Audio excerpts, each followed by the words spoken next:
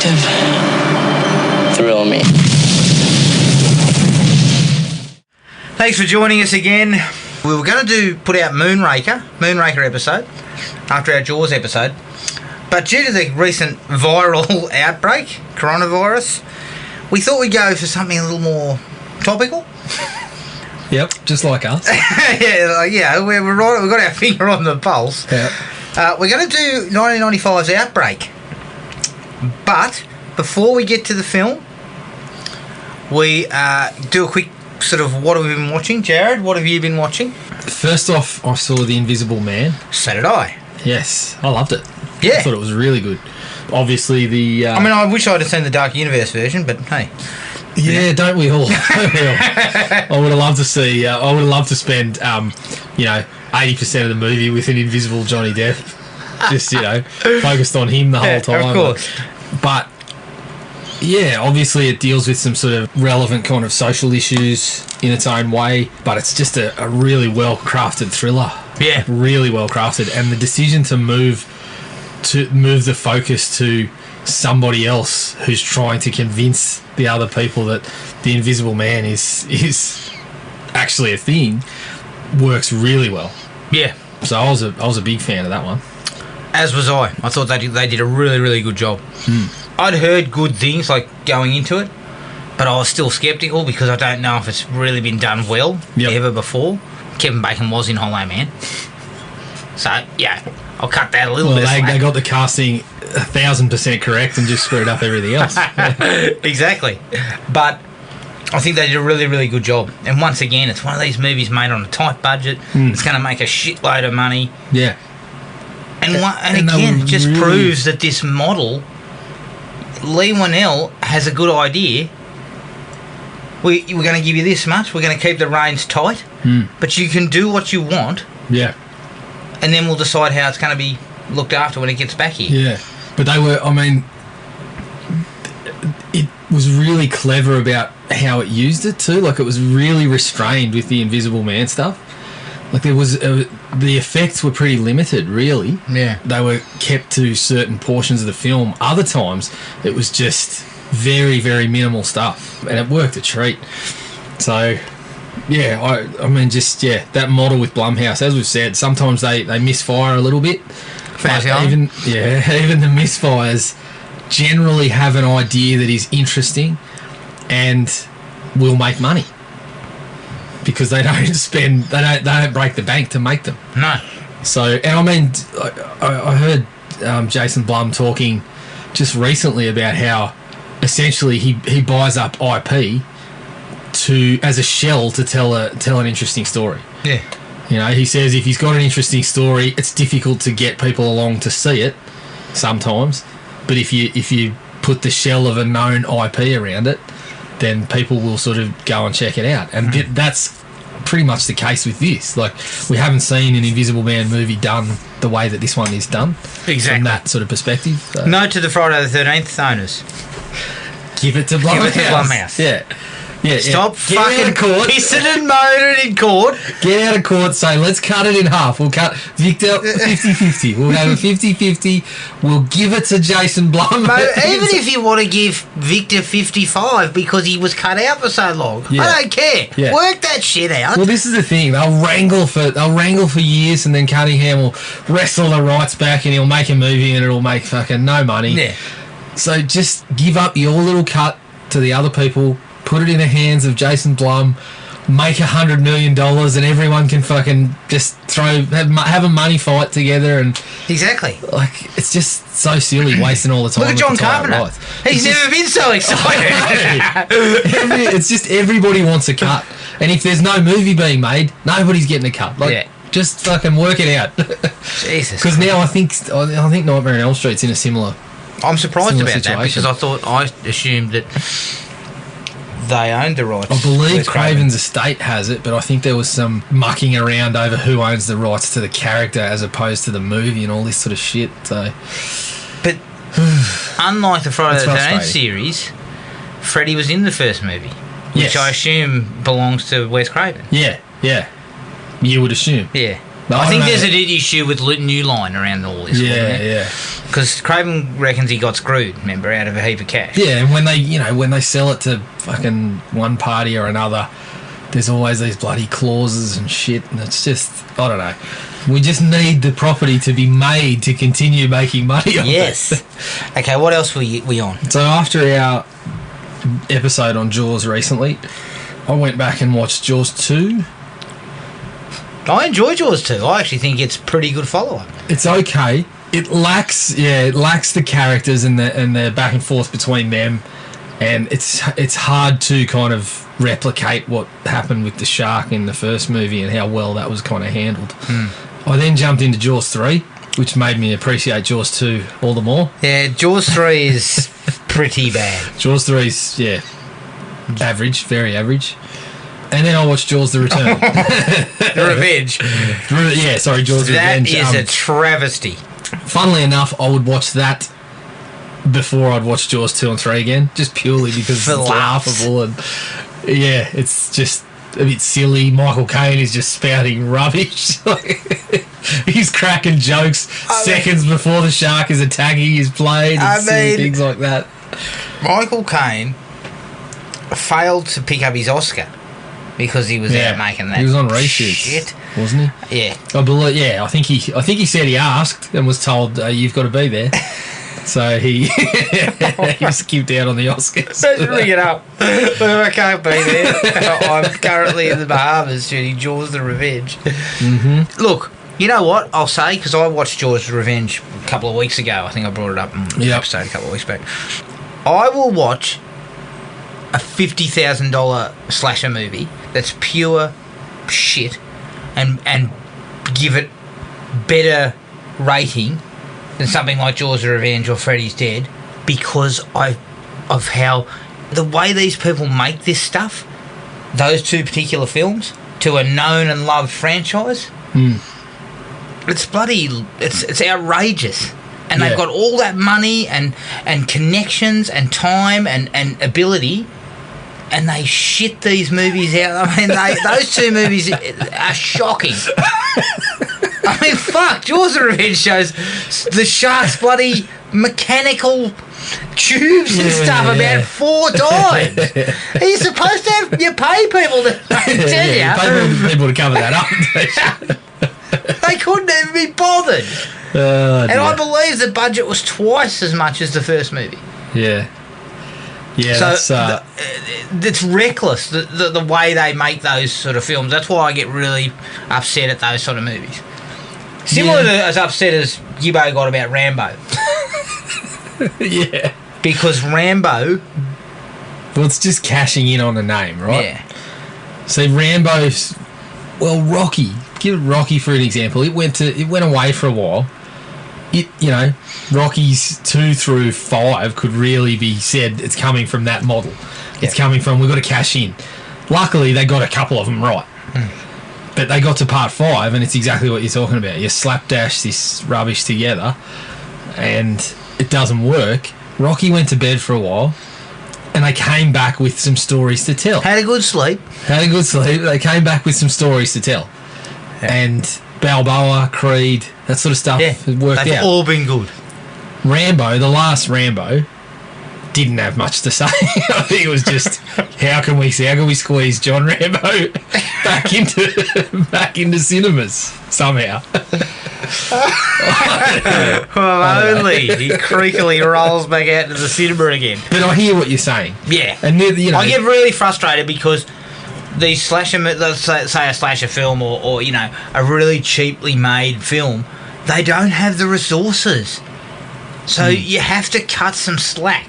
You got to say, well, yeah, it's a shit movie. It's awful. Yeah. But these guys made this for nothing. If you want to get a Jaws movie out and it's the name that's doing it for you, what's an extra 6 months? Well, let's say we're just going to take pictures. We're just going to take a pitch from everyone that thinks they've got an idea for 3 solid months. That's all we're doing. Pitch meetings.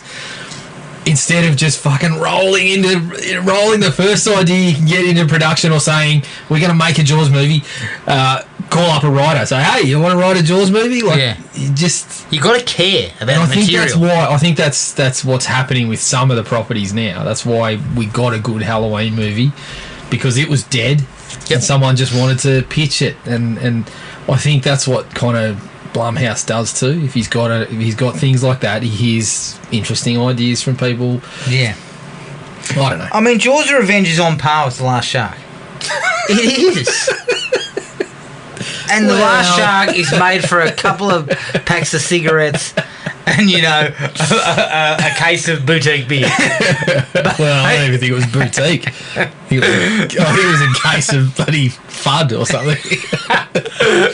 You know what I mean? The Last Shark is a total rip-off made for fuck all, and Jaws of Revenge is on par with that stuff. Yeah. It's badly made. It's a similar mindset, right? Except you've got the rights to Jaws. It's how can we cash in on this as quickly as possible? It still made some money too. That's the weirdest part. What else do you Moving on, I got back onto Marion, the Netflix one, the French one. Yeah. It's a really cool idea. I'm about halfway through the series, but yeah, fuck, there's some creepy images going on in there. The old lady just scares the crap out of me. Oh yeah. Yeah, I like the idea. It's just the girl's an author and she's come back to her hometown where something obviously happened in the past, and this fucking demon is essentially haunting this old woman, telling her, "I'm not going away until you start writing again," because she killed off her most famous character. All right. So in a way, it's got a kind of misery vibe to it in that she's being antagonised because to write these stories again, but it's very different the way that they've sort of set up what's going on around her, and there's fucking witchcraft and shit like that happening, and but yeah, it's definitely got the chills factor pretty right. That's good. And the last one I watched was a Netflix doco on He-Man, Power of Grayskull. Was it good?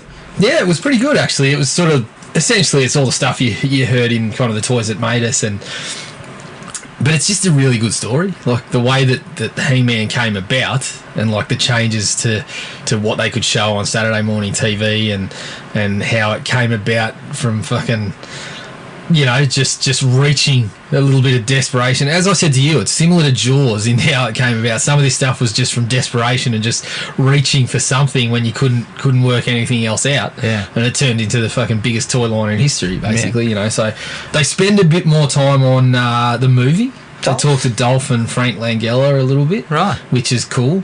And they stretch into the later TV show a little bit, not a whole lot. Yeah. But it was cool to kind of get more info on that you missed out on the Toys That Made Us. Sure. But yeah, I enjoyed that episode a lot, so really I'd have to. Yeah, it's just I think it lacks the humour. The Toys That Made Us is funny because they take a humorous approach, and they do things almost like the Chappelle skits where they're doing the cocaine's a hell of a drug. They keep coming back to it. They always have people repeating things that they were saying and stuff like that. Like any movement on the other He-Man documentary, Toy Masters? Oh, bugger if I'd know. I mean, I saw that trailer about 7 years ago. Yeah. It just fell off It's still around. I think it's still screening in festivals and stuff, but it has been for fucking 5 years or something. So I don't know if we'll ever see it. The thing that this one lacked is it didn't have that Roger Sweet, I think his name is, who's a bit of a loony. Yeah, he's always talking about how you got to work out, or you're a sissy and all this. Yet he's this weedy little guy, and he's talking about how he came up with the He-Man name because you got to be. But he's fucking fired up about who created it and whatever. And I mean, it's pretty clear the bloke that drew it had the ideas and the creations, and Sweet, from what I can tell, possibly came up with the name He-Man. But he tries to claim the back and forth looks like it was what was going to make Toy Masters interesting, that they delved into why those two couldn't stand each other and who created what, which would have been very interesting, which they kind of skim over. They don't mention it in this one, which is disappointing. It's disappointing because that is again another interesting part of it. This is why, how success kind of changes people's stories. I mean, at one point there's another executive who claims that he came up with the name. And it's just like the old, who came up with Jason's mask. Yeah, every man and his dog did something. Allegedly was the one that decided on it. Yeah. No one's ever going to say, well, no, it actually had nothing to do with me. Yeah, well, some of them, it's funny because you do get people in the doco that are just happy to have their small part of it and get credited for what they want, but there's always someone that was sniffing around that boosts their kind of their stake in things. And so that was it. All right, I saw The Invisible Man. I watched Friday the 13th 1 through 3 because obviously we've got I'd like to call it definitive group of podcasts that we're intending to do with Brandon from Nostalgia Be Damned.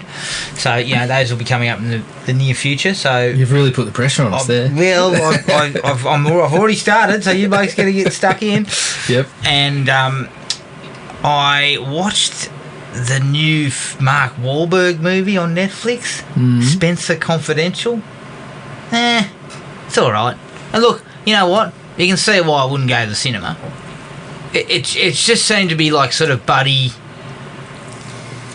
You know, two guys, one's out of prison, he's an ex-cop. You know, it was a classic sort of corruption sort of story.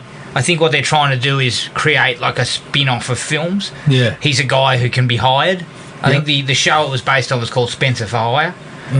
It was okay without being anything spectacular. Correct me if I'm wrong, but isn't The Rock doing a movie with Netflix now? Yeah. Red Notice. Yep. And it's going to be their most expensive one yet. Yeah. Although, if you're going to pump money into it, you may as well do it with someone like The Rock. Yeah, right? yeah. Well, at this time, exactly. Yeah. While he's still hot, may as well get him. And let's face it, you don't have to go to the cinema. Yep. You know, and they have no pressure on them to open with massive weekends and all this sort of stuff. So, yeah, look, it was all right. If you're bored, give it a run. That's not a ringing endorsement. So, I've been watching a documentary series called I Am a Killer, which is also on Netflix. Not bad. It's kind of interesting because what they do is they talk to the person who committed the crime and then they go out to everyone else. Yeah. And most of the time the story doesn't match. So they're saying, I didn't, you know, one particular woman was saying, I killed my husband in self-defence. Well, no, it was an accident, but he'd been beating me, you know, our whole marriage and everything. And then when you actually dig into it, she killed him, didn't tell anyone, buried him in the backyard, and then 9 days later he was discovered. So, you know, she didn't exactly go running to the cops 5 seconds after it happened. So, you know, there's an interesting dynamic to it, and I like that. I think that's kind of interesting. And the last thing I watched, for reasons I cannot understand, I would watch a dog turd, and hence I watched I Am Wrath, a John Travolta direct-to-Netflix or direct-to-streaming turd that seems to be in the mould of, like, Taken. No. John. What's happening? I said this to you before we started on today's episode. Do you think that guys like Travolta, Willis, Cage, they're guys in their 60s now, so their best years are behind them? They're not going to be fronting high-profile films. So what they're doing is basically going, you'll pay me $500K to do 3 days of filming on some shit, and I'll do 6 of them in a year. And there's a decent amount of salary, and then I'm also getting paid all the residuals from the big movies that I used to make. I don't know what they're getting. I don't know. I can only imagine that it's paydays like that. Yeah. Not. You can't be talking in the millions. Surely. You couldn't. Those movies don't have $1 million, like, they have. If you were talking in the millions, you watch I Am Wrath, and then you call up his agent and say, it's $500,000. So you misheard last time there was connection troubles on the phone. Because Johnny T, he's just phoning it in. Yeah. I mean, he got up and he was in a Q&A just recently talking about The Fanatic, saying, yeah, it was interesting stuff and I was interested in doing it. I mean, I haven't seen the film. Everything I've read is it's not interesting stuff at all. It's just shit. Yeah. Right? So what... I guess it's about there's no longer a place for these guys, some would say. In the sense of their phones aren't ringing hot anymore. But they've got enough, you know, name recognition that if they do these cameos in this kind of low-rent stuff, they'll still get paid. Yeah. I reckon that's what it is. Makes them. Well, it doesn't take much to get off the the hot list and onto the shit list, does it? So, even when you're on the shit list, you can still make a living, I suppose. Yeah, and even John's got planes to service. Yeah, and I mean, he's in his early 60s, Travolta? I think so, yeah. I mean, Willis in his mid-60s. I mean, nobody's paying these guys to be action heroes. No. So, that was their bread and butter. Mm-hmm. Surprisingly, Travolta's the one I would have said to myself, you could make a living playing, you know, like mentor characters and... Yeah, well, he wasn't the action man. He was... No, neither was Cage, but Cage is a weirdo. You can probably get away with it. I think Cage's was more... I mean, he had financial issues that sort of caused him to take anything that was going.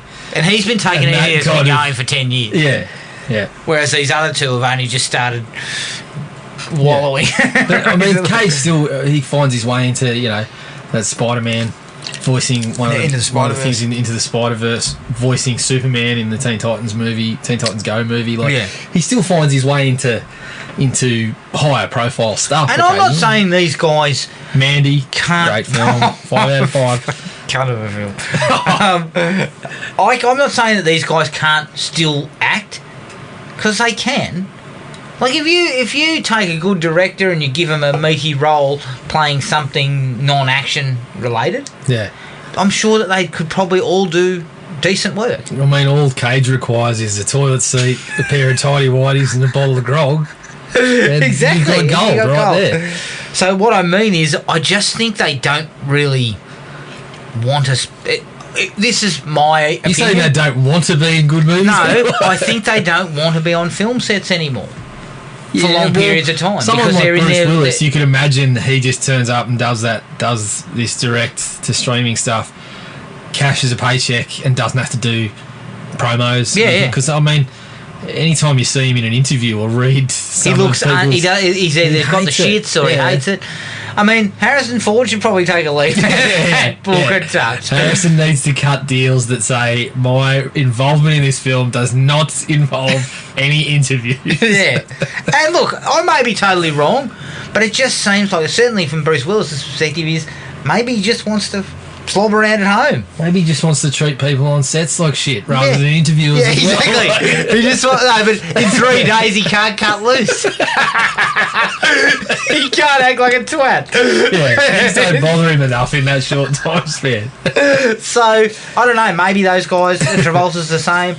Maybe they want to, like anyone who's at retirement age, they want to cut back on what they're doing, work-wise, and maybe they're just might be thinking... being harsh on Bruce, because I believe he made contact with Kevin Smith to hash things out. Did he? Talk it over. Well, again, maybe he's had a look at himself and thought, shit, maybe I went on like a ball I'm bag. 65 now, that's probably enough of...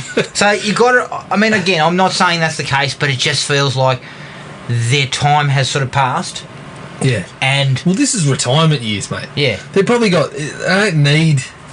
Well, some of them need the money. Like some of the... When you get accustomed to that lifestyle, you seem to be... I don't know, fucking setting fire to money or something. The way some of them burn through it. Yeah. Yeah, obviously Travolta can't just stop making money with his fucking fleet of planes and his mansion to maintain and Scientology to pay off. Yeah. Scientology to keep quiet. Yeah. I think that's what happens, right? Is that what happens? So, like, a van turns up to set and Travolta gets thrown out the door with a black hood over his head. You'll keep quiet. You bring home that paycheck. You do the film and shut up. Yeah, look, we've rambled on probably a little bit too much about that, but it just seems that way with Travolta because he's pretty much phoning it in. Yeah. Like, the film is crap. It's made by the same guy who directed Elm Street 3, Chuck Russell. Yeah. And it's just shit. It is, it's shit. You've still got The Fanatic and Trading Paint on the list, though. I know. God, I'm still going to work through that. The second The Fanatic shows up, I am looking forward to The Fanatic because I've heard it's so bad. It's kind of so bad it's good. Yeah. This was just generic, run-of-the-mill stuff. Yep. The only good thing about it, I mean, they start with his wife is Rebecca De Mornay. She is dead set in it for no longer than 5 minutes. And they never really bring her back in any other capacity, or they don't flash back to anything, or it's just really, really cheap. The only good thing about it is his offsider is the bloke out of SVU, Christopher Maloney. Is it Maloney? Good actor. Yeah, and he injects a bit of life into it. Like, he knows it's shit, but he gets to have a bit of fun with it. Yeah. Travolta just seems way too serious. He just looks bored. I mean, I was bored, so I'll join you, John. But I didn't have to make it. I had to sit through it for 90 minutes. True. Good point. And at one point this morning, I'm sitting there watching the movie, and then I'm just going, why am I watching this? Yeah. And I couldn't answer that question. That's not good. That's not good. So yeah, but once you start it, you can't just stop it, can you? Well, I can. Like, I'm happy to walk away. Maybe I was slightly engrossed. I don't know. But that was everything for me. Right. I recently found some news, and I don't know why I looked this up. I think it was because we just did the Jaws episode. So I looked up to see where we were with Jaws. Mm-hmm. And allegedly, Universal is looking to remake it with Spielberg as a producer, and they're supposedly interested in the guy who directed It to direct the film. Now, I'm going to come straight to it. This is not a good idea, considering we just watched it. It's 40-something years old. Yeah. And we all said it's still held. Yeah, absolutely. You leave that shit alone, yeah. basically. There's no need for this. It's still a great movie. Yeah. So why would we remake it? That's right. Oh, it's a property we can squeeze some money out of. Look, I don't know. I've accepted that all this is going to happen.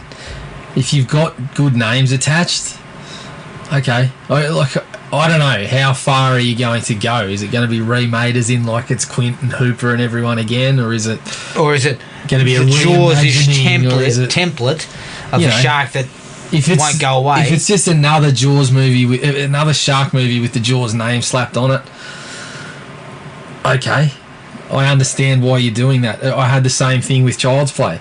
I didn't dislike that Child's Play movie at all. I quite enjoyed it, but I just felt it wasn't a Child's Play movie.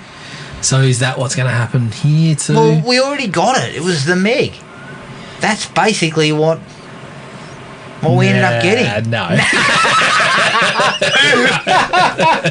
but you know what I mean? The Meg is kind of what they were going for, another shark film. Big budget shark film. Yeah. And this is what it was. This is not a good idea at all. Because you will invariably, no matter what you do, will be compared to what... This is one of the ones... There's a small... I'm all for remakes, Jared. I'm like you. I'm comfortable. Yeah. I don't have a problem with remaking 95% of films. Yeah. But there is a small bracket that you just don't do it. I feel like... And this is one of them. I feel like with Jaws, just make another movie and slap the Jaws name on it with some other... I don't know. Move it to present day or something. Don't make like it Hooper and Brody and... Yeah. And that's fine. Maybe that's not what they're going to do. Again, this was a very minor article. It didn't have a lot of information. Yeah. I feel like take the Evil Dead remake. Yeah. Take the idea and make it with new characters or something. I'd be okay with that. But also there was talk that Spielberg had always said he would never do this. Right? So it makes me wonder whether this is actually legitimate or not. Yeah, Spielberg would never do this until he started making comedies and realised that not everything he touched turned to gold. Everybody needs a paycheck. He wouldn't do this until a large paycheck was placed in front of him. Steven Spielberg had Poker Night and Stephen King's head up, fat and giggly with all his money in his pockets from his 27 properties that are currently in development. Let me clue you in on something. You can make double your money. Yeah. No word of a lie. I looked at a list that was compiled of, now that King's got rights back and things like that, how many of his properties are in stages of development, and it was 27. 27? Yeah. Spielberg, he wants to get in on that. He wants to get in on it. I mean, shit. Spielberg's got, he's got grandkids to feed now, doesn't he? Yeah. Possibly. I just think this is a bad idea. That's my opinion. Yeah. I think it's a bad idea. No, I take your points on it completely. I think it is one of those movies like. There's a small bracket. I don't think that it is aged to the point where it's not still going to connect with people. I don't think it's got room for improvement. So I don't know. Yeah, the like, only there's some improvement things I hear about certain remakes, and I say, "Yep, I'm okay with that." Yeah, exactly. Because some things do become more relevant when updated in particular ways. Case in point, The Invisible Man. Like yes. that update is totally relevant, and it's a really good idea for now.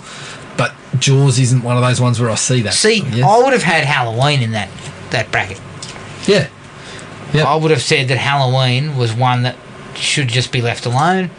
And because we've made 50 sequels that have come off the back of it, why does it matter if we just rip out another one of them? There was no need to remake Halloween for mine. I don't have a problem with things like Elm Street, Friday the 13th. They were good films. Yeah. But they are not sort of held up as classics. Their whole existence was money grubbing, kind of how much can we make off this in the least amount of time and how cheaply can we do it. Exactly.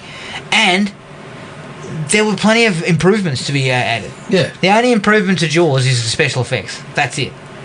That's the only thing really that you can add to it. Do you really need to improve it? Like as we said, it was only a couple of sequences, and the fact that they had to work around that was a real strength. Yeah. Yeah, I'm not having it.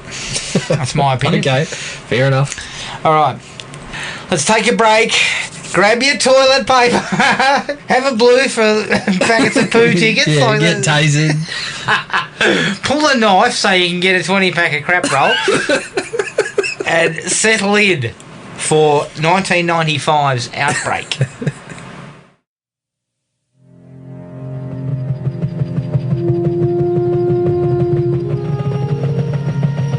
In a remote African jungle, a small monkey is captured.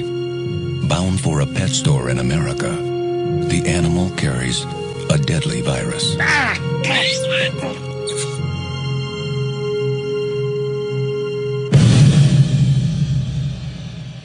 I know that some of us have doubts about what we're about to do.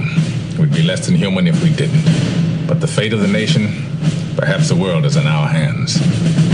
We cannot, we dare not refuse this burden.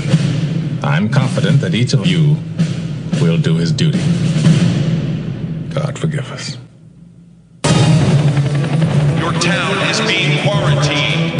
We got 19 dead. We got 100 more infected. It's spreading like a brush fire. What are you talking about? If one of them's got it, then 10 of them have got it now. And if one of them gets out of Cedar Creek, we have a very interesting problem. If that bug gets out of there, 260 million Americans will be dead or dying. I'm leaving with the team in an hour.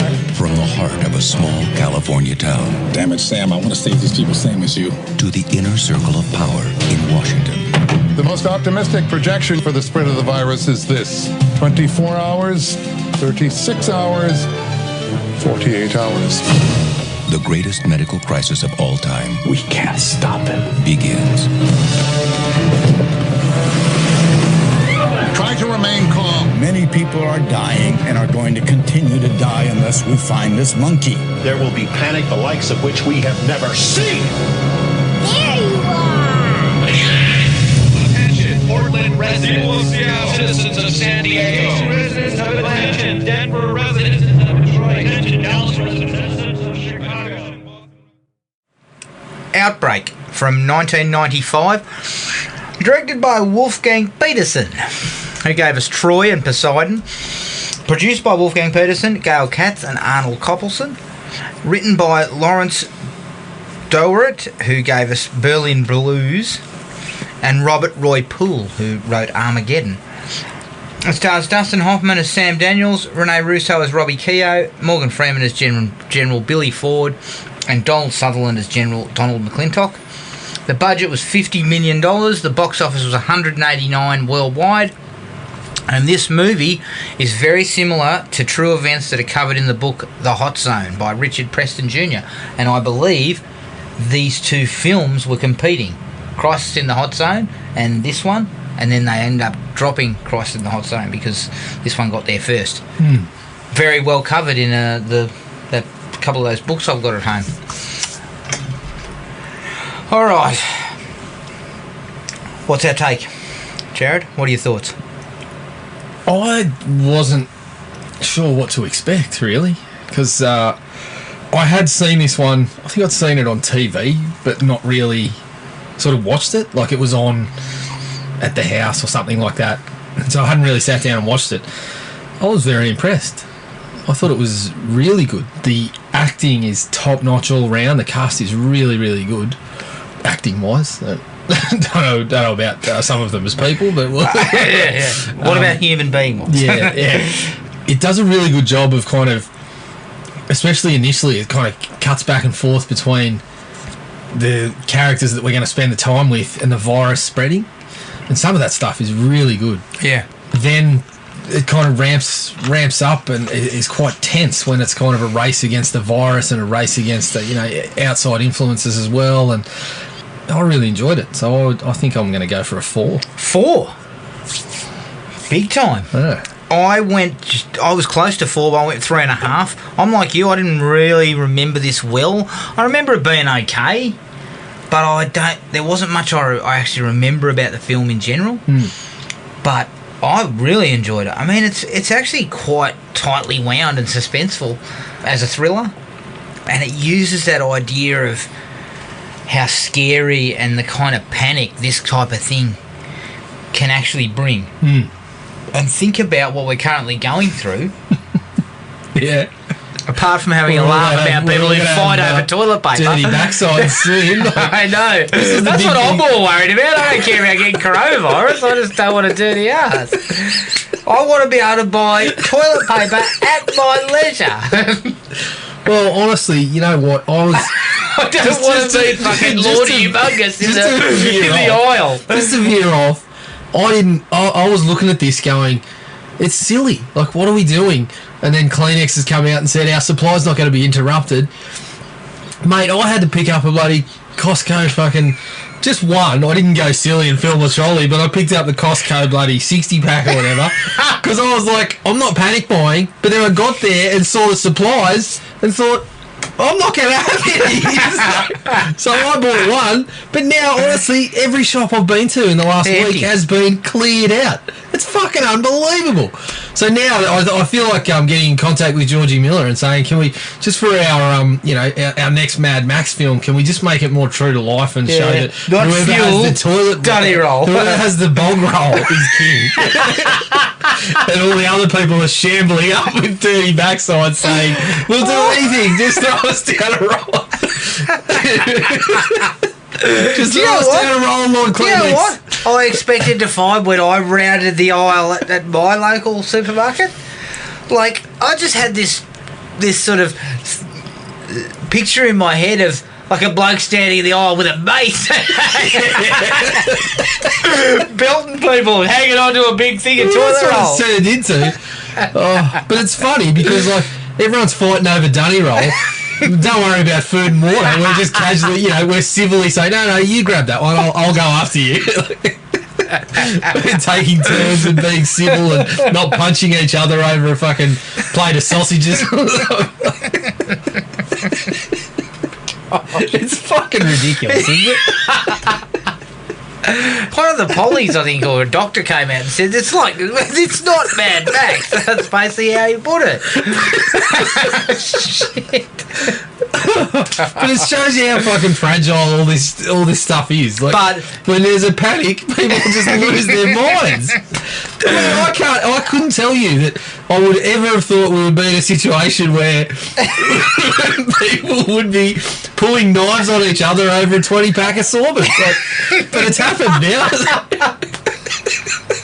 Do you think that when you're in court 6 months down the track for assault over this sort of stuff? Because I believe there was a massive fight in one of the one of the woolies. Yeah. So when the judge is talking to you, are you remorseful about the fact that it was over like a 10-pack of shit roll?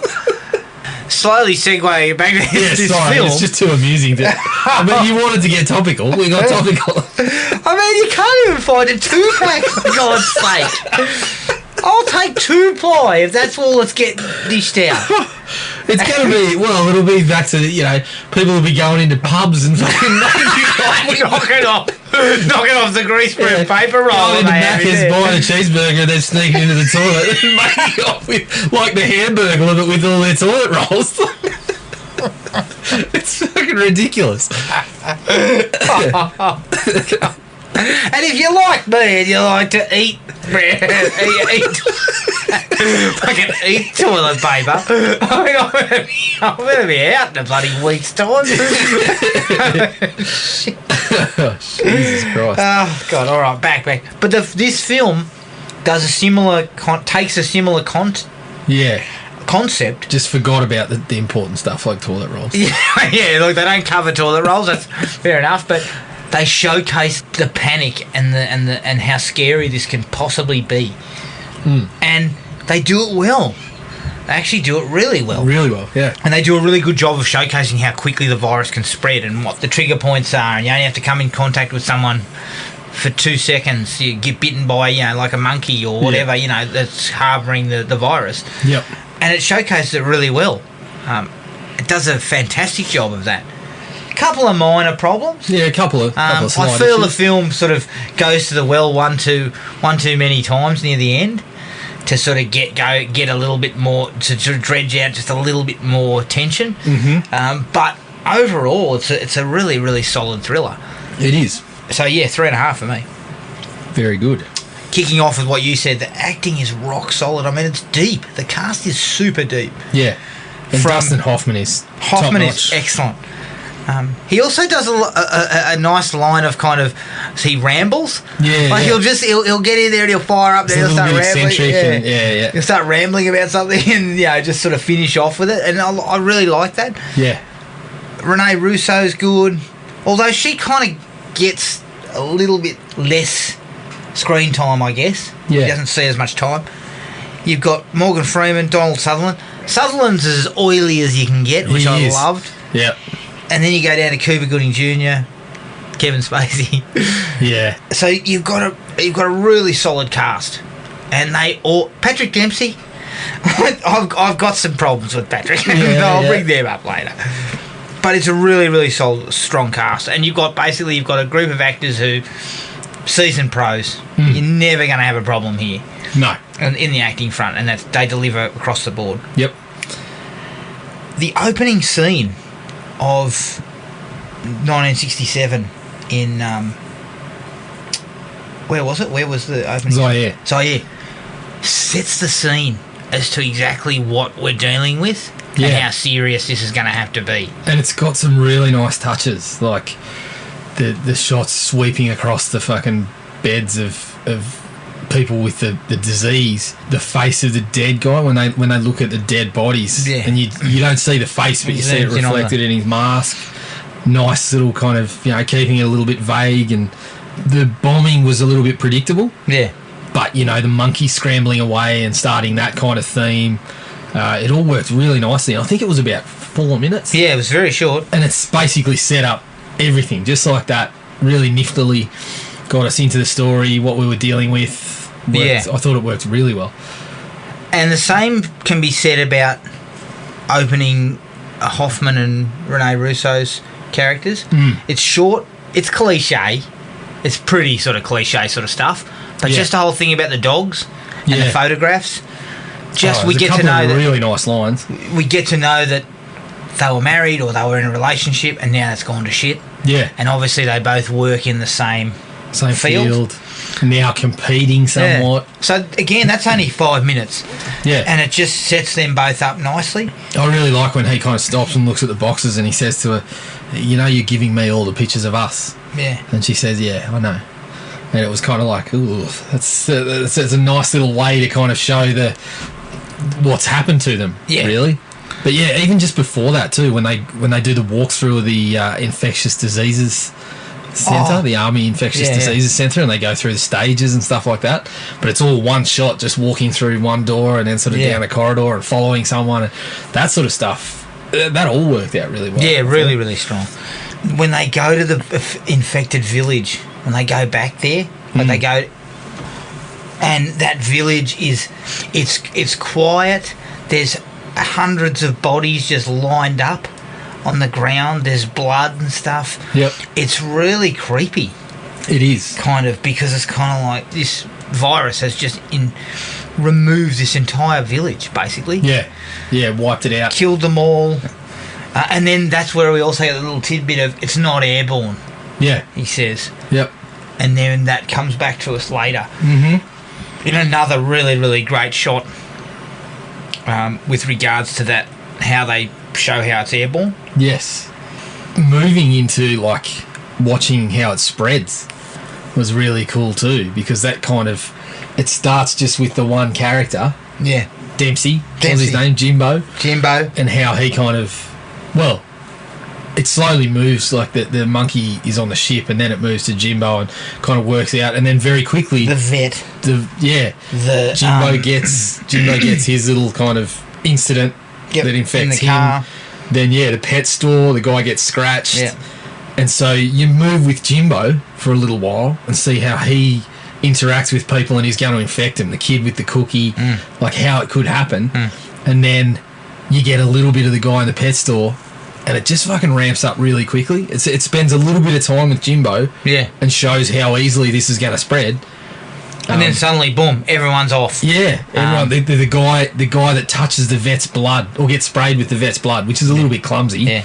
But then him going to the theatre. Yeah, and coughing it all out. And you see it go out and come down in someone else's mouth. I love the way they cut back to that. And it seemed like, they were making clear it was a couple of hours later. But shit has started to really develop. And once it gets beyond this zone, you can't fucking stop it, basically. Yeah.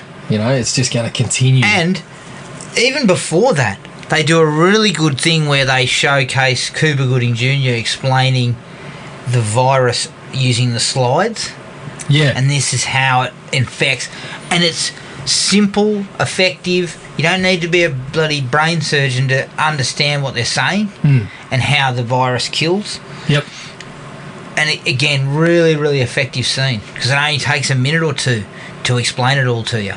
And it's not over-explained, which I think is a great thing. It's a really good thing for a movie like this. You need to be careful how much gobbledygook is in amongst this in the screenplay. Yep. And I think they did a great job. In fact, there's very little of that scientific kind of talk. Yeah. It's sort of, that's not the aim of it really, is it? It's got to be believable, but you don't want to get too bogged down in that sort of stuff as to slow down the so it's a real balancing act. Yeah. Because you can make the mistake of going too far, trying to explain it all. Yep. Or and that's boring. Yeah. Or you can go too far the other way where it's not realistic. Doesn't feel realistic. Yep. Look, I'm not a huge fan of this, but I appreciated how it was done, and I kind of accepted it because you kind of needed a flesh and blood villain. And that was Freeman and Sutherland choosing to make choices to cover their own arse, essentially, rather than do what's required to actually take care of this virus the right way. One of the things I loved about that is they actually say that Hoffman has been wrong a few times. Yep. So it's not a fait accompli that he just says, because if we were in another type of movie, okay, let's say like the Meg. Yes.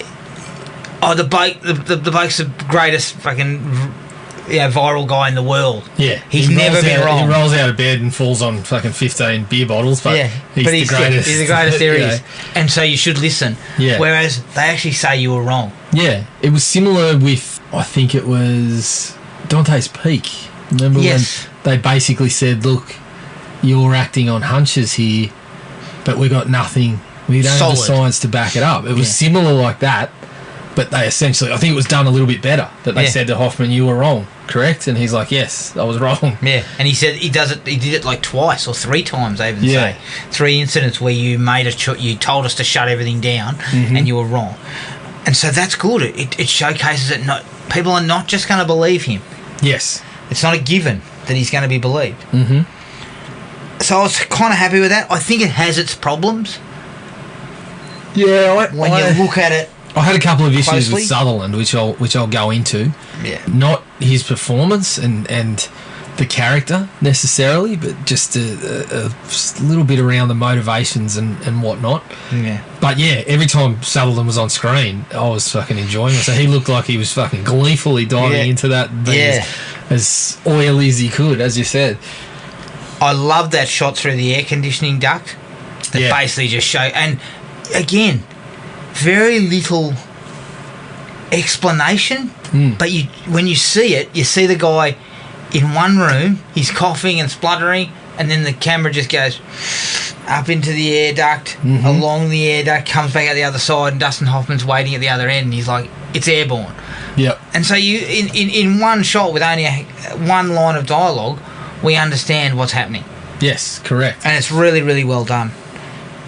I loved the scene of the chief of staff or whatever blowing up. That is to me one of the best monologues I've heard in a movie. Yeah, it was cool. He just delivers it with such passion and stuff, and you'd feel like this would, like the way he's saying, we don't just exterminate 2,600 people. Yeah. You know? If there's a voice of dissension, I want him in here. Yeah, you can see he doesn't want to do it. No. And he's angrily kind of throwing back at it, but saying, if we do it, this is, we're all standing together. Yep.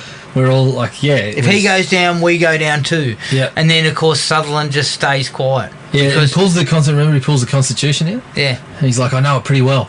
I don't see anywhere in there that it says we have the right to fucking take life and all this sort of stuff. No, it's great. It was great. JT Walsh, the bloke's a legend. He pops up in all these little cameos, and he's great. Like he has a substantial role in A Few Good Men, where he's equally as good. You know, he's just one of these guys that, unfortunately, he's dead, I believe, which is sad. But really, really good actor, and that is it's just, I felt the best actor scene in the movie, which is saying a hell of a lot in considering he got such quality on screen the whole time. I like the idea of actually containing it to one place. Yeah, after the early running round and kind of, a little bit of globe trotting, and then being off with Dempsey and that, to contain it at Cedar Creek. Yeah. Just focuses everything in. I think that was a really good idea. At the right time, too. After that initial spread and showing us how easily it can get around, once that was all done, to say we've caught it. So they contained it at Jimbo's end, right? Yeah. But then Cedar Creek was where it got to, and saying, right, we've got this area that is now surrounded and we've got this many people to deal with, and we have to contain it there. I mean, that was essential to the story really going forward, and yeah, I think they paced that really well. They showed us how it spreads, and then they focused on, right, this is where it's gotten to. Yep. And this is where we're going to ramp up the efforts to keep it. And it also helps to create that scary kind of understanding of what martial law might be like. Yes. That the military just cuts them off. Yeah, it reminded me a little bit of something like The Siege. Yeah. Where they take the same approach that the military is in an American city. Yeah. Same sort of thing, and how scary that might be. And it's sort of, I mean, it shows that the panic and the fucking hysteria around it is as big a threat. Yeah. Those bozos trying to get out. And then the military would basically kill them. Screaming at the doctors and what are you doing to us and all this. When your better judgments is kind of saying these are the people that are here to help us. Yeah. But everyone wants to fucking get away from it, like it's... exactly.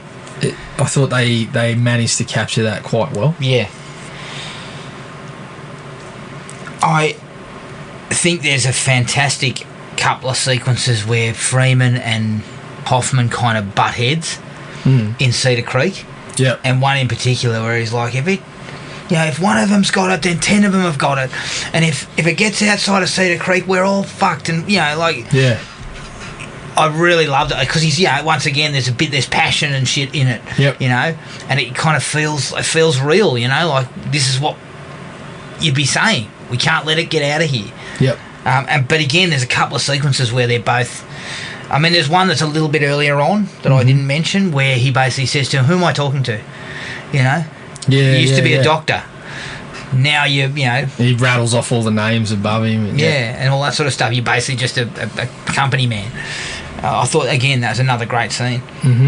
Donald Sutherland had some fucking fantastic back and forth with Briggs too. Yeah. I think it starts off with when he says, mentions that, forgotten Dustin Hoffman's character's name, but he mentions that he's here. And he's like, you didn't tell me, or something. And Briggs says, oh, you're asleep. And he goes, oh, I am never that asleep, Briggs. That just starts the kind of this antagonistic relationship with Briggs. Yeah. Briggs is just copying it. He's just standing there and copying it. Yeah, he's just like his buddy. He just becomes his punching bag for the rest of the movie. And I think there's that beautiful back and forth when he's like, do you plan to make General, Briggs? And he's smiling at him. Briggs is like, yes, sir. And he goes, you're never going to. Or something like that. And just keeps ripping into him every chance he gets. No, the best one is, so who do you think should take over, Briggs? You, sir? You kiss ass with the best of them, don't you, Briggs? I just thought, those two, they just have this kind of, this antagonistic, but Briggs is just standing there just taking it the whole time. Yeah. Because it's about rank, he's just beneath him. Yeah, he's just he's the military man that's just copying it from his superior. I'll tell you what, mate, there's a sequence where the infected mother leaves her family. It's bloody emotional. They actually wring a little bit out of it. The fact that the kid tries to go and hug her. Yes. And the father grabs says, it. Don't. You can't do it. And then they lead her out into a bloody Humvee. And you stay with her briefly. They stay with her quite for another minute or so, showcasing her then suddenly in line with all these other people being walked into the school and set up as a hospital or the hospital area. Again, I just thought that was really, really cool. Just once again showcasing how scary this sort of shit would be. Mm-hmm. Because there's just army guys with guns and stuff sitting there, standing around all around them, Yeah, and you just know that Cedar Creek doesn't have that much toilet paper. Oh, yeah. Yeah, you can tell you now. Cedar Creek bloody supermarket is light on crap roll. I mean, and tissues. Yeah, everything's gone. The newspaper supplies are being used up. Put it this way, mate. If I'm going to wipe my ass with tissues, they need to be aloe vera and a bit of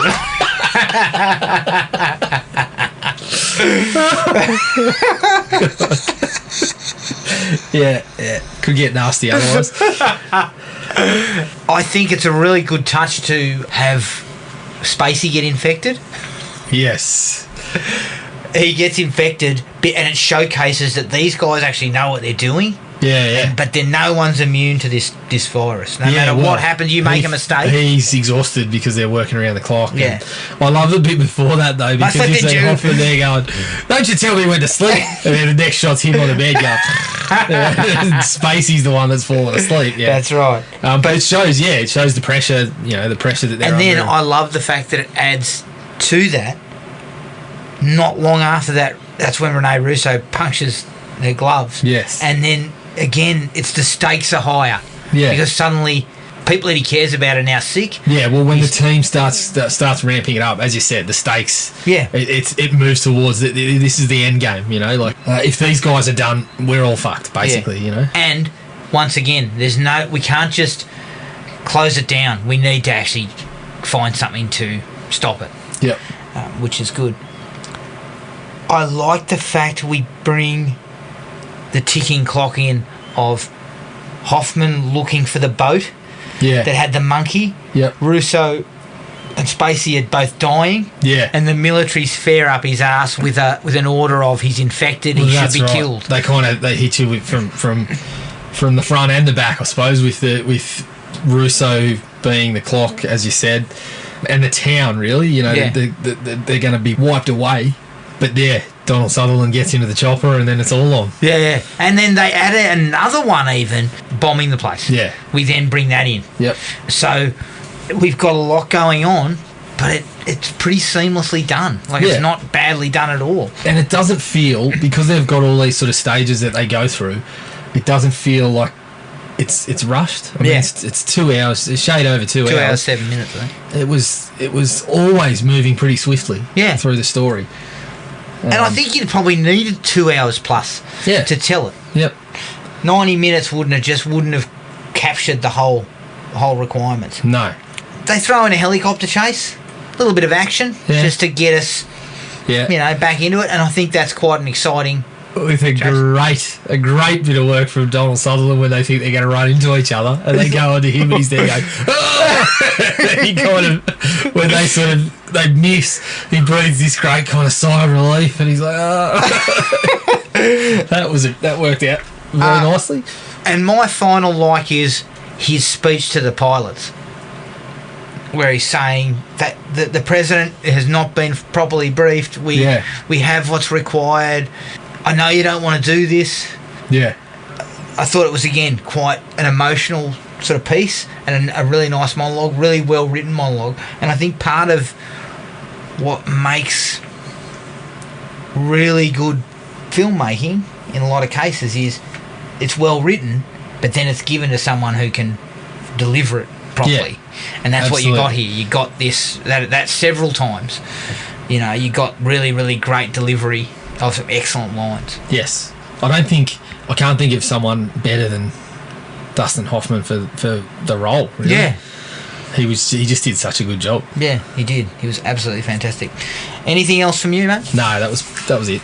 Okay, the dislikes. Minimal. Dislikes. Couple of little things. Visual effects. Look, it's the time period, 95. Shaky. The explosion at the end is rubbish. Rubbish. It looks terrible. Yeah. But it's not Jaws the Revenge. No, not quite. Not quite. But this was early CGI. Yeah. And it kind of, some of it didn't really work very well. No. I mean, it would have been state of the art back in 95. Absolutely. But going through following the blokes coughing and the fucking droplets of spit through the air and through the duct even. Yeah. You could see it. You could see the effects were a little shonky, but they were used minimally. Yeah, and it got the point across. The shot of it going airborne through the air vent was a really good idea. So you kind of gave it a bit of a pass. Yeah, exactly. But you're right; they were a little bit shaky. Finding a rip in your suit and then covering it with a piece of gaffer tape. Fuck no. I'm getting a new suit and I'm spending hours checking to make sure it's nothing wrong. 100% intact. Nothing that gaffer can't fix. That's no problems there. No. Problems with that. It's a virus that kills people. If you can fix your shoes with a bit of gaffer tape, I'm sure your airtight suit. Well, according to some shit they're selling on TV these days, you can cut a boat in half and then tape it back up. Bloody Gorilla Grip or some shit like that, I don't know. And then ride that thing through the water. Yeah, I'd trust it. Yeah, I trust it too. No, I don't trust it. And I won't be trusting it with a virus that kills people. Well, we'll have to differ on that one. Patrick Dempsey.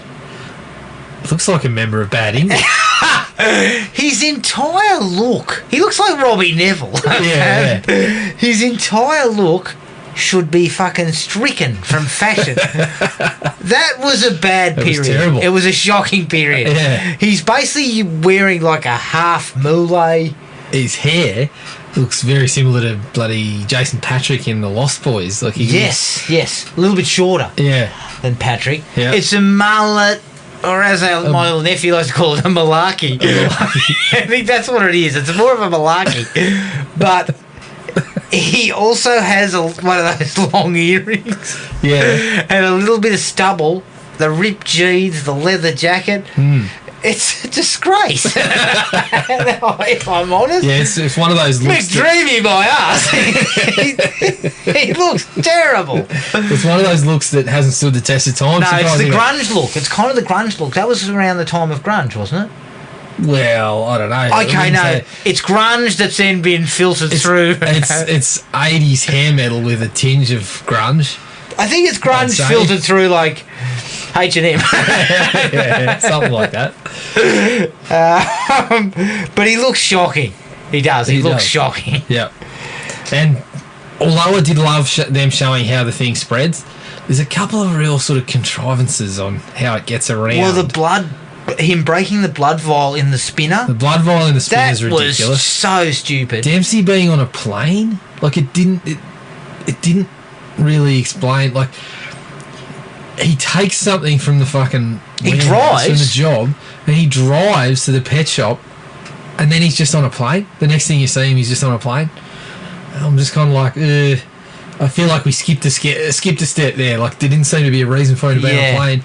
then he gets off the plane looking like fucking death. And his missus humps his leg. His missus goes, you look terrible, and then jumps down his throat.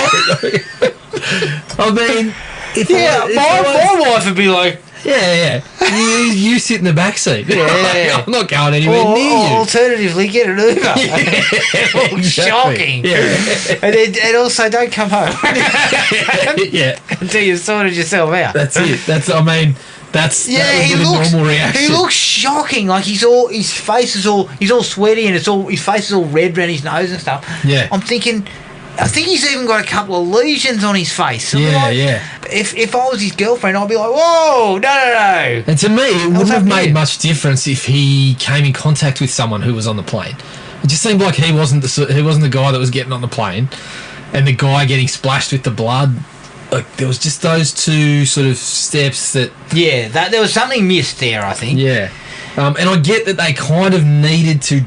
They needed to sort of do that in a sense to spread the two strains. The two strains and the airborne strain. Yeah. And the airborne strain landed in Cedar Creek. Yes, and the non-airborne strain was taken care of. Yeah, but I just felt I thought we could do that some other way, but that was it was pretty minor. So what were your issues with Donald Sutherland? So it sort of remains unclear the whole time why McClintock is doing what he's doing. Like, you get the sense that, okay, they bombed that village, they kept the disease to weaponise it in some way, but then when it's spreading in this town, they're okay with a little bit of collateral damage, but once the new strain hits and all this sort of stuff, okay, it's self-serving, but it just continues past the point of, like, it's almost hitting fucking national emergency levels and things like that, and it looks like Morgan Freeman's willing to fall on his sword. So Donald Sutherland kind of gets left in this position of, you do the right thing now, or you just fucking, I don't know, you Well, it felt like they kept him as a villain as if they felt they had no choice. Yeah. We have to have this villain right to the end. Yes. Whereas I don't actually think you needed him. Well, I think it just you went kind of a did, I little- guess, because you had to did. have Donald, him calling for Hoffman to him be trying shot. to get him to arrested and shot, and then making up the stories about him being infected and whatever. But it gets to the point where once it's sort of past the point of no return, and so his motivations then become a little bit flimsy. There's not really, I don't know, it doesn't feel like he should be pushing to the extent. It feels like he could, there's a point where he could say, we made a mistake, and then there's a point where he goes to fucking maniac level. Yeah. And it seems like it's going to come out to the president and everyone else through Morgan Freeman or some other channel that you knew we had the ability to create the antidote, you knew these other things, but you came to us and said this. So you're in some shit either way. Yeah. And rather than kind of, it feels like that with that motivation, he would probably run it back a little bit. Yeah. Rather than push fucking into overdrive to the point where whatever happens here, I'm fucked. The thing too for me is I can understand that type of maniac kind of general thing in something like Planet of the Apes. Yeah, you yeah, know. yeah. But I can't see it here because No. ultimately I can see this it to an is extent. I can see them weaponising it, and but it's you coming gotta from the know top that we keep this under wraps. But once the wraps are fucking blown off, there's got to be a point where, and I mean, him and Morgan Freeman are being self-serving to cover their own ass. Yeah. But they're not the only ones. Those two on their own don't make the call to bomb a fucking village. No. They're in those positions of power now, but you're assuming 30 years prior they weren't. No. So other people had to be giving the directions. And even now, it's in the fucking army's bloody little, whatever it was, their library of diseases or whatever that he goes into. So library of antidotes. high-ranking army officials are well aware of this shit, surely. Yeah, so Not just someone these has two. to say to somebody, the cover's blown, we just have to fucking run with this or something, but he just goes fully into overdrive to, even past the point of where he would be able to contain the knowledge with Dustin Hoffman. it's past that point that he continues to pursue him and says bomb the town. Like, it's all going to come out anyway. So the motivation there becomes a little bit was flimsy. perhaps he had to not give the information to the president. Yeah. Right? Yep. So that kicks that off into place. Yep. But then I feel that's when you need to shape him a little bit and say, holy shit, this has now gone way too far. Yeah. It's no longer contained. Yep. Because doesn't he say in his final speech to the pilots, it's not just in Cedar Creek. Yeah, it's outside of Cedar Creek. Yep. So shouldn't it be that by then Sutherland realises, oh shit, and he can't take it back. The bombing's going ahead because the higher ups have accepted it. Yeah, or something and like the president has accepted your advice. I mean, I really enjoyed him being that villainous. Yeah.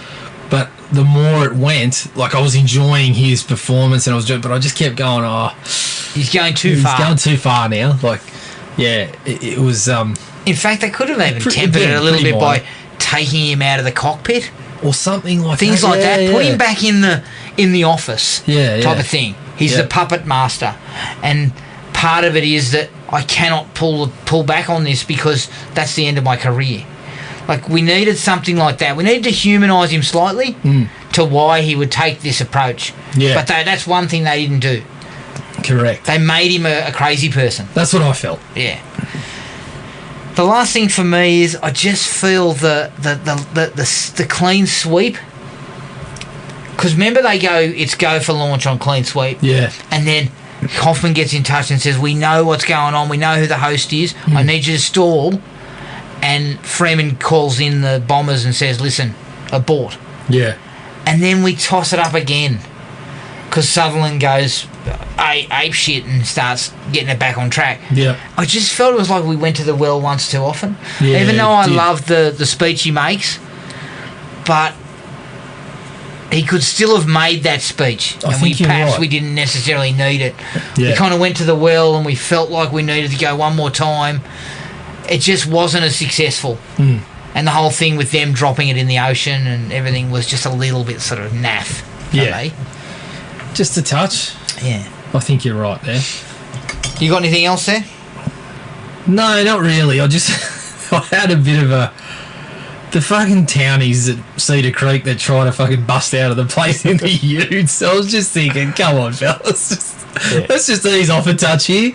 You'd probably, if you're going to try that, you're probably going to stop it at the side of, a few military men with guns in hand. But when you keep steaming towards the helicopter, and they pull out the 50 cal and blow your car up. Yeah. I was looking at it, and then I thought, they seem a bit silly. Then I realised in the back of the ute they had 10 packs of bog roll, and they were just trying to pull it off for themselves. I thought, that's probably realistic actually. If people are getting tasered and knifed for it at the moment, it's probably true to form. But I didn't have as much of an issue with that. It was just something I kind of laughed at when it was going on. Yeah, and they picked the most stereotypical type of people to try and make a run for it. Yeah. Anything else for you? No, that was the lot for me. All right. Well, that is Outbreak. You can find us on iTunes, Spotify, and Podomatic. Send us an email at thrillme@iinet.net.au. Like us on Facebook, Thrill Me Podcast Australia, and at Podomatic at thrillme.podomatic.com. And please rate and review us on all those platforms. We're also on Instagram at Thrill Me Podcast AU. As I said, our next episode will be Moonraker, the James Bond film. But until then, take it easy, and we'll catch up with everyone later. Cheers. Find the podcast at Podomatic or on iTunes. Don't forget to rate and review. Like us on Facebook at Thrill Me Podcast Australia, or contact us at thrillme, all one word, all lowercase, at iinet.net.au.